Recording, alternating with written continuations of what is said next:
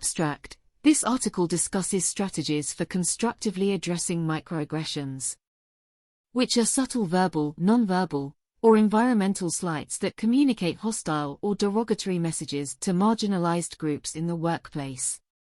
Microaggressions undermine diversity and inclusion efforts and have negative consequences for targets' well-being and companies' productivity and legal liability. The article defines common types of microaggressions and explains why they are important to address. It then outlines factors targets should consider when deciding whether and how to respond, and provides research-backed strategies such as respectfully educating the aggressor, describing personal impact, inquiring about intent, addressing systemic issues, setting boundaries, or removing oneself from the situation. Examples are given of how different strategies could be applied in healthcare, technology, education, non-profit, and government contexts. The conclusion emphasizes that addressing microaggressions requires both individual interpersonal skills and organizational support through policies and training. As diversity, equity, and inclusion initiatives take hold in organizations across industries, a crucial yet often overlooked challenge remains: how to effectively address subtle forms of bias and discrimination that occur on a daily basis. Known as microaggressions, these everyday verbal, nonverbal, and environmental slights, snubs, or insults, whether intentional or unintentional, communicate hostile, derogatory, or negative messages to target individuals based solely upon their marginalized group memberships. Su et al. 2007. Left unaddressed, microaggressions have damaging consequences, compromising workplace cultures of belonging, well-being, engagement, and productivity. Yet microaggressions also represent teachable moments for targets to assert themselves, and for perpetrators to become aware of blind spots and learn to do better. Today we will explore strategies for constructively addressing microaggressions when they arise in the workplace. Defining microaggressions. Microaggressions refer to everyday exchanges that send denigrating messages to people of color, women, LGBT individuals, and other marginalized groups, because of their group membership. Su. 2010, p. 16. They are subtle, often automatic and nonverbal exchanges which are lead insults based on one's race, gender, class, sexuality, language, immigration status, or other identity. Su. 2010. Common microaggressive themes in workplace contexts include ascription of intelligence.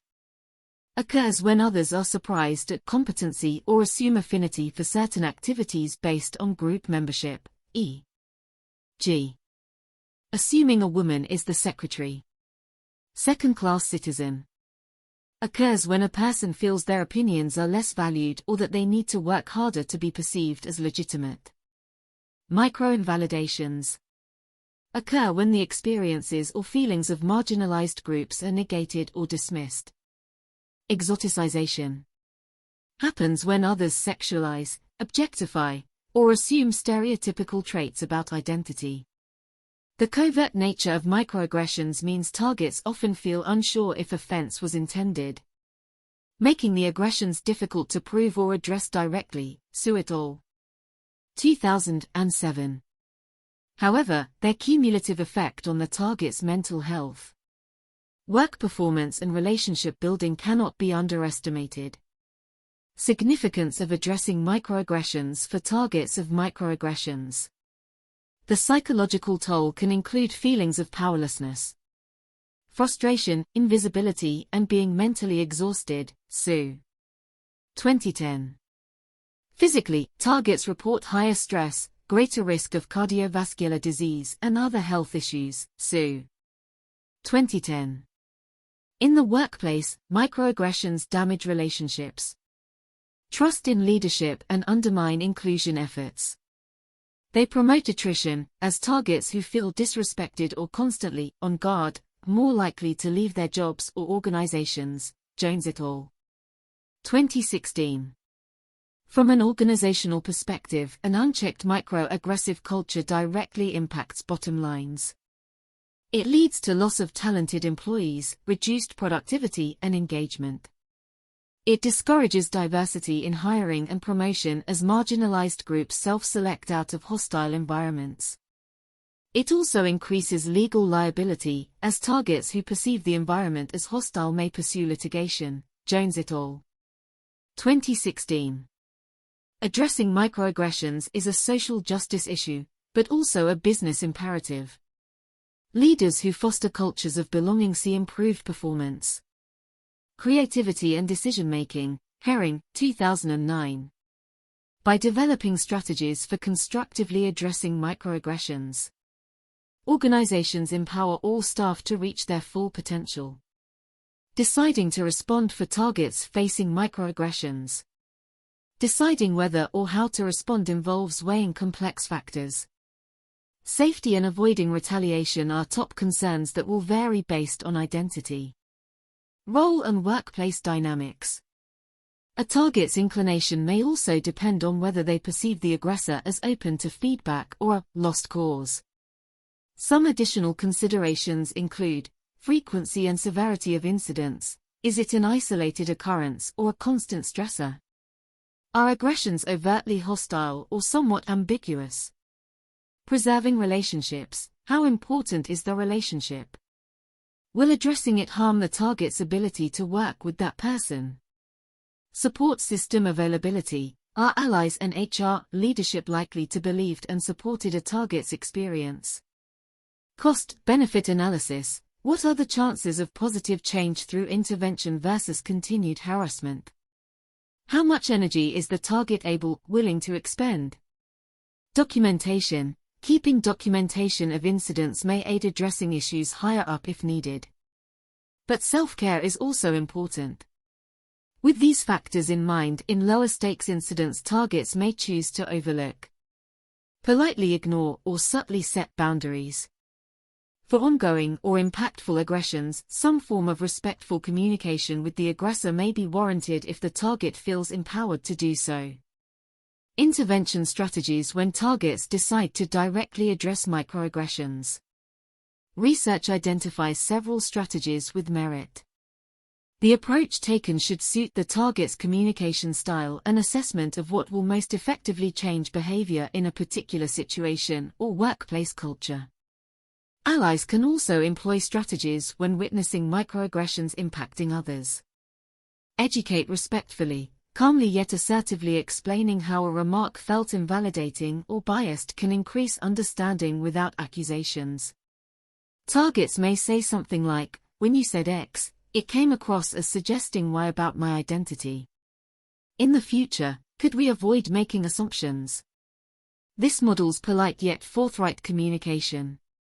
Describe personal impact. Sharing how microaggressions personally affect targets on an emotional level can foster empathy in aggressors. For example, comments like "that make me feel disrespected and anxious about being here. I just want to do my work without feeling mothered." This shifts focus to the target's humanity rather than blaming. Inquire about intent, asking aggressors kindly, "Can you help me understand what you meant by that?" Gives them chance to correct their behavior, admit fault, or clarify a misunderstanding.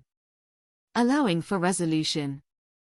It also signifies the target's willingness to see multiple perspectives. Address systemic issues, for incidents suggesting deeper cultural problems. Targets may respectfully inform leadership of concerns to improve organizational policies. Trainings or handling of complaints. Accountability. Gathering courageous allies enhances impact of such interventions. Speak to broader issues rather than individual infractions. Set boundaries firmly, if previous strategies prove futile or aggression persists. The target may need to say authoritatively yet compassionately. Comments like "that will not be tolerated. This behavior must change." Make consequences clear if transgressions continue, such as involving HR or ending engagement with the offending party. Remove yourself, as a last resort if feeling unsafe or unsupported.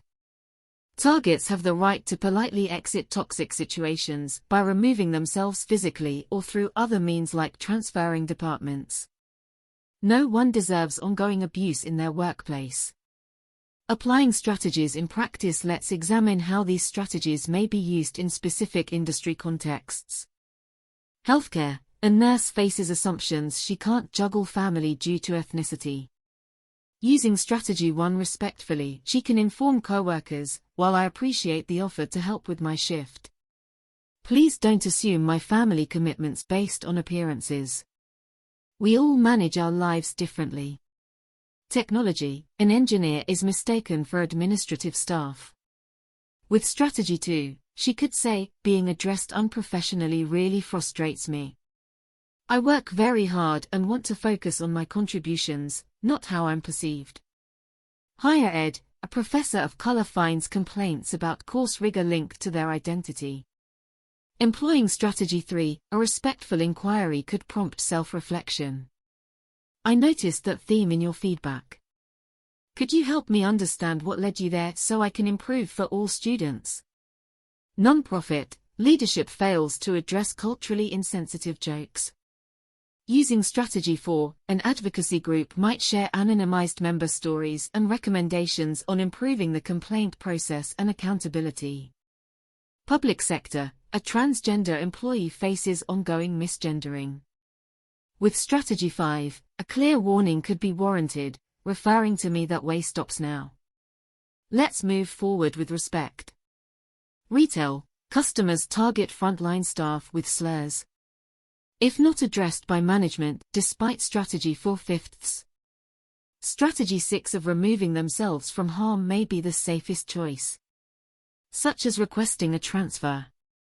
In each scenario, targets responded respectfully yet assertively using research-backed strategies tailored to their context and desired outcome of creating a more just and inclusive workplace culture. For meaningful change, ongoing education and systemic improvements like clear policies are also needed from organizational leadership. Conclusion. Microaggressions inflict daily harms in workplaces that undermine diversity and inclusion goals. By developing skills to constructively address them when they occur, targets and allies can turn subtle acts of bias into learning opportunities, rather than internalizing toxicity or merely tolerating unfair treatment in silence.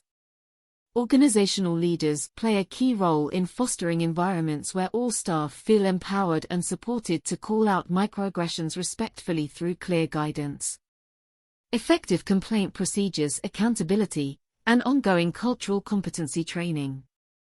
With open communication and a shared commitment to continuous progress, workplaces have the potential to become spaces where people of all backgrounds can contribute freely and to their fullest potential.